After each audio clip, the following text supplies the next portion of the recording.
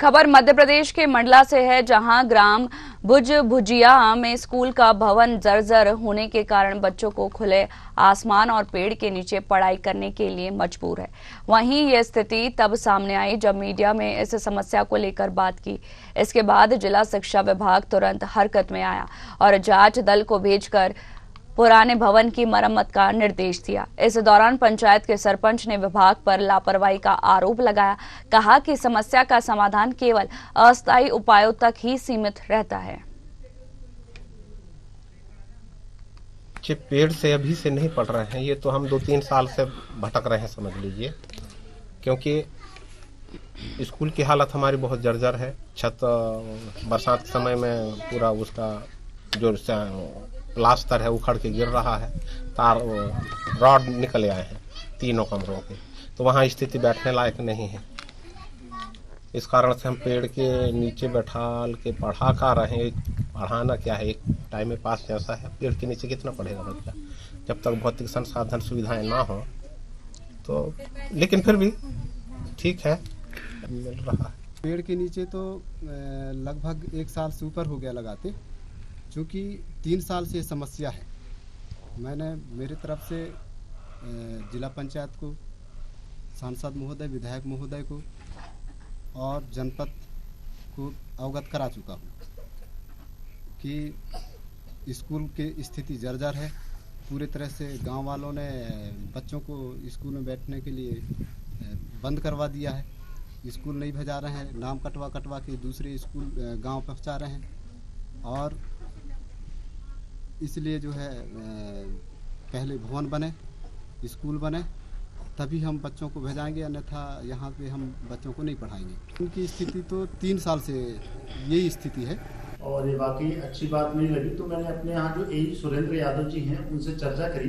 मैंने कहा क्या मैटर है, ये पीएस भुजिया है? तो कहने लगे हमने सर 2012-13 का प्रकरण है, एक्चुअली ये जर्जर भवन है और इसके लिए अपन लोग ने पिछले साल भी और उसके 1 साल पहले AWP में प्रस्ताव भेजा है राज्य शासन को, और अभी तक कुछ प्रस्ताव अभी वहाँ से कोई ऐसा सैंक्शन हुआ नहीं है।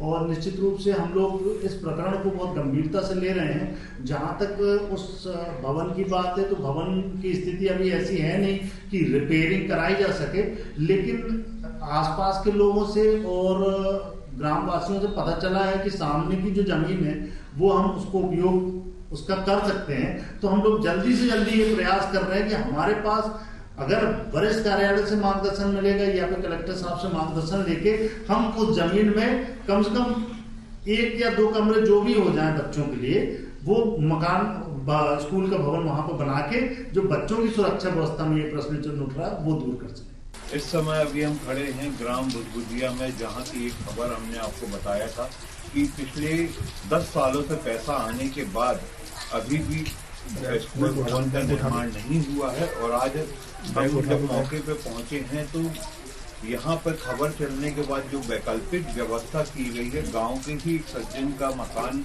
किराए पे लिया गया है, जिसका राशि की बात हुई है, जो शिक्षा अभियान के तहत पैसा दिया जाएगा। जब मौके पर हम पहुंचे तो अभी आप देख रहे हैं यहाँ बारिश हो रही है और बच्चे जो हैं 2 कमरे के रूम में यहाँ पर बैठे हुए पढ़ाई कर रहे हैं। और मौसम की स्थिति को देखते हुए आपको बता दें कि यहाँ पर लाइट की भी व्यवस्था नहीं है और बच्चे जिस हिसाब से पढ़ाई कर रहे हैं, आप देख रहे हैं कि बारिश के मौसम में 1 किलोमीटर अपने घर से पैदल चलकर यहाँ पढ़ने आ रहे हैं। और रही बात यहाँ पर आप देख रहे हैं बैठक व्यवस्था में, बैठक व्यवस्था की भी स्थिति आप देखें कि लोग बच्चे जो है चटाई पर बैठने में मजबूर हैं, लाइट की सुविधा नहीं है। हम जानना चाहेंगे यहाँ पर जो हमारे सरपंच महोदय हैं, जो ग्राम भुजिया के सरपंच हैं, हम उनसे जानते हैं कि क्या व्यवस्था, वैकल्पिक व्यवस्था पंचायत या शिक्षा अभियान के तहत यहाँ पर क्या वैकल्पिक व्यवस्था की गई है। जी फिलहाल मैं अभी इसके पहले जो स्कूल की जर्जर है उसको मैंने अवगत कराया शासन प्रशासन को, जिला पंचायत को, जनपद पंचायत को, और एक मकान में पहले लग रही थी स्कूल, उस मकान मालिक को मैं अपने तरफ से व्यवस्था बना करके जैसे तैसे दे रहा था। फिर बीच में क्योंकि लेट लपेट हो जाती है, पंचायत वाली मामला है, पैसा क्योंकि मिलता नहीं है, कैश वाली मामला है ही नहीं, तो उस बीच में कुछ दिन लेट हो जाने से घर मालिक ने बोलने लगा कि भैया मैं ज़्यादा शोर सपाटा नहीं सहन कर पा रहा हूँ, मेरे घर छोटा सा है, इसलिए आप स्कूल की कहीं व्यवस्था बनाएं। तो मैंने शासन से तो कई आवेदन किया, पर उन्होंने ध्यान नहीं दिया। इसलिए मैं सोचा गांव वालों को बैठा के पूछा उनसे, तो बोले उन्होंने कि भैया अभी तो कहीं व्यवस्था नहीं बन पा रही है, अब ये टीचर लोग क्या करते हैं पता नहीं, हम लोग तो जैसे कहें हम सहमत हैं। अभी हटाने के बाद एक गांव में गजराज नाम है, गजराज सयाम के घर में अभी लग रही है, पर उसमें मेरे से कोई सहमति नहीं दी गई है, ना ही मुझे जानकारी है। 4 महीने के लिए उन्होंने किराए पर दिया है और आप देख सकते हैं कि अभी भी जो निर्माण की राशि जो आके रखी गई है, और जो हमारे अधिकारियों से बात करने पर अधिकारी किसी भी प्रकार से बातचीत करने के लिए तैयार नहीं है। और आने वाले समय में क्या होगा, जब अभी बेमौसम बारिश में ये हालत है, तो आने वाले समय में जब बारिश आएगी तो क्या बच्चे इसी प्रकार से परेशान होंगे, क्या शिक्षा विभाग कब इस बारे में जागेगा।